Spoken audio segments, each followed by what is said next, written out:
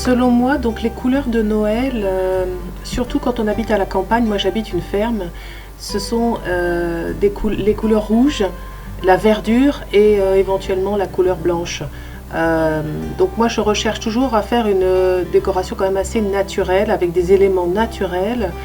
Non pas que le brillant, l'argenté ou le doré ne soit pas de bon goût, hein.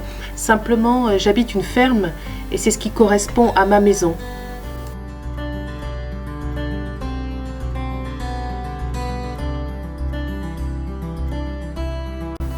Habiller le bas du sapin, c'est toujours un casse-tête. Donc moi j'ai des astuces. Je mets par exemple la réserve de bougies dont on ne sait jamais quoi faire. Je la mets dans des jolis paniers, je la mets au bas du sapin. Et j'aime bien aussi mettre des poinsettias, ok, des poinsettias avec une petite lanterne. Et comme ça j'habille le bas du sapin. C'est beaucoup plus joli que de mettre un tissu marron ou voilà, des bougies et des fleurs.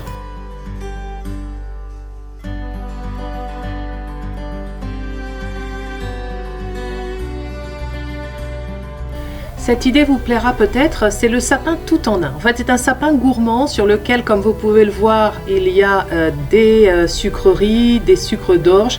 Il y en a des vrais, il y en a des faux, donc c'est comment dire, un peu joueur. Et en même temps, c'est le calendrier de l'Avent, parce que les petits sacs en papier que vous voyez avec les numéros dessus, c'est le calendrier de l'Avent. Donc à l'intérieur, il y a aussi le petit bonbon. Et ça dépend des années. Parfois, je mets la carte de l'Avent dont on parlera tout à l'heure à l'intérieur du petit sac de l'Avent. Voilà. Donc là, on voit des cornets avec des friandises. Voilà. C'est vraiment le sapin gourmand et tout à la fois le calendrier de l'Avent. Voilà. Et il y a des faux bonbons et des fausses sucettes pour tromper les petits enfants.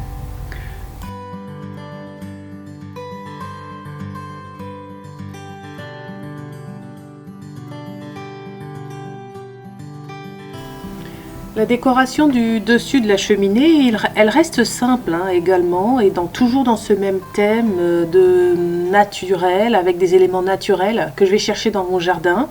Vous pouvez aller les chercher aussi en forêt. Hein.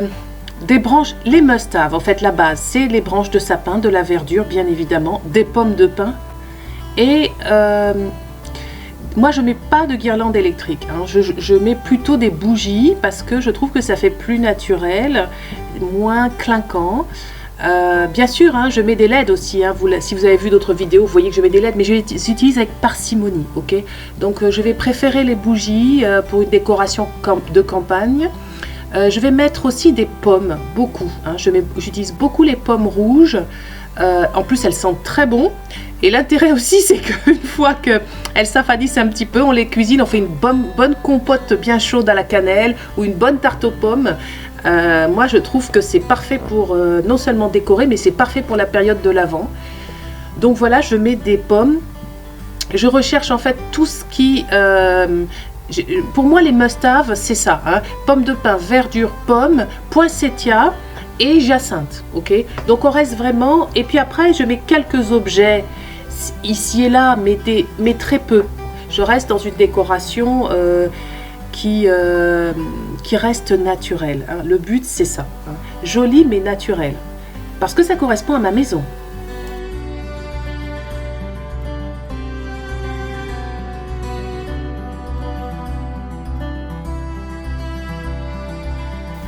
Pour les catholiques, ceux qui sont pratiquants, l'idée ici, c'est d'écrire sur des jolies cartes de Noël l'histoire de la nativité, 24 cartes, et chaque jour avec votre enfant, vous lisez l'histoire de la nativité, comme ça il apprend les traditions chrétiennes.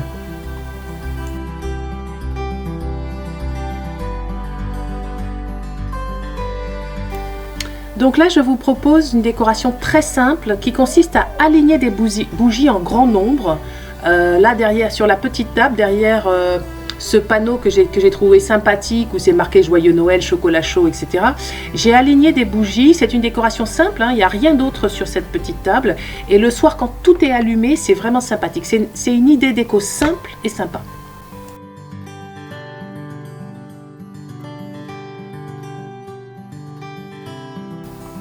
Ok, donc quand on a fini la cheminée, moi je pense qu'il faut que l'ensemble soit cohérent. Donc ce que je fais, c'est que je décore aussi la table de la salle à manger. Je ne la laisse pas nue en fait. Donc je mets une jolie nappe traditionnelle, régionale. Là il s'agit d'une nappe provençale en vérité, que j'ai achetée chez ma mère, en rouge et blanc. Et puis je décore ma table.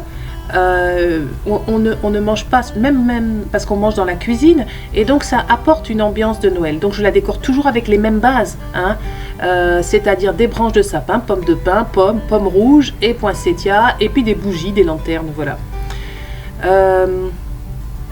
Je trouve qu'au lieu de laisser la table nue, c'est bien de mettre une belle nappe et de la décorer parce que ça participe de cette décoration de la pièce.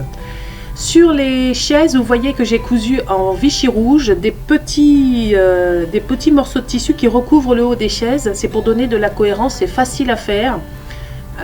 C'est vraiment un petit bricolage facile à faire. Donc là, je vous montre ma décoration qui est quand même assez simple, hein. Voilà, une branche de sapin, pomme, voilà.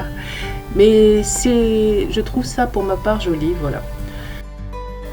En parlant de do it yourself, donc vous pouvez faire les dessus de chaise dans un tissu en accord avec votre nappe ou avec votre décoration, mais je vais vous rappeler aussi que vous pouvez faire les chapeaux de Noël. C'est assez facile, je vais vous les montrer. Vous achetez du feutre et vous pouvez en faire beaucoup et les décorer. Ceux qui sont en dessous, les grands, je les ai fait moi-même et c'est facile à faire.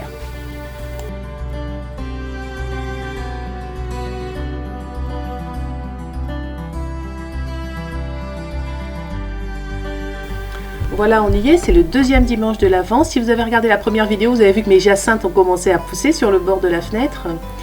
Et bien sûr, je respecte la tradition, j'allume mes 2 bougies, ok, pour dire qu'il y a déjà 2 dimanches qui sont passés.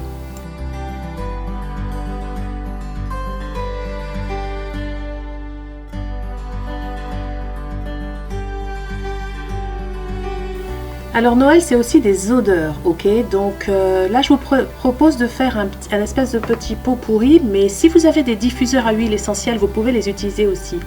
Donc j'ai pris un contenant transparent, en fait un vase, hein, tout simplement, dans lequel je vais mettre une branche de sapin, je vais mettre des pommes de pin, sur lesquelles je vais prendre soin de mettre des gouttes d'huile essentielle de menthe poivrée ou de pin sylvestre. Et puis aussi, je vais récupérer les bâtons de cannelle, les badianes qui m'ont servi à faire le jus de pomme épicé, ok? Donc quand je fais du jus de pomme épicé ou des boissons comme ça, ce que je fais, c'est que je garde les bâtons de cannelle, même s'ils ont perdu de l'odeur, je les lave, je les fais sécher et je vais les réutiliser en mettant de l'huile essentielle de cannelier dessus, ok? Donc c'est ça que je suis en train de faire. Je suis en train de mettre des pommes de pin sur lesquelles j'ai mis des gouttes d'huile essentielle.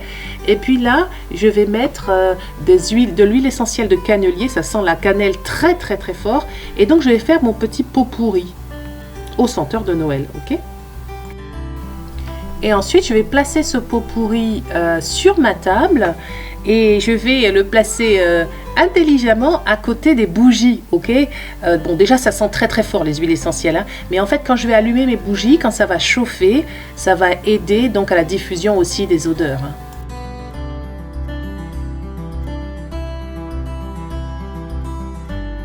Je prépare un deuxième petit panier d'accueil pour une chambre d'invité, cette fois-ci pour un monsieur. Donc je vais mettre une serviette, un gant de toilette, le nécessaire, hein, voilà, un joli truc de douche, un mouchoir, et puis des magazines en fonction de ses goûts, hein, donc des magazines de 4x4, Univers Toy, etc., de véhicules, des chocolats en fonction des goûts de ce monsieur, donc fourrés au marc de champagne, parce qu'on est dans la région du Champagne, et aux liqueurs d'alcool.